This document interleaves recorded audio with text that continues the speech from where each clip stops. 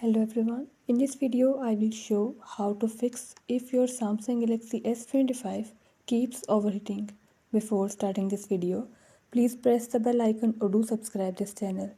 Let's start our video without wasting any time.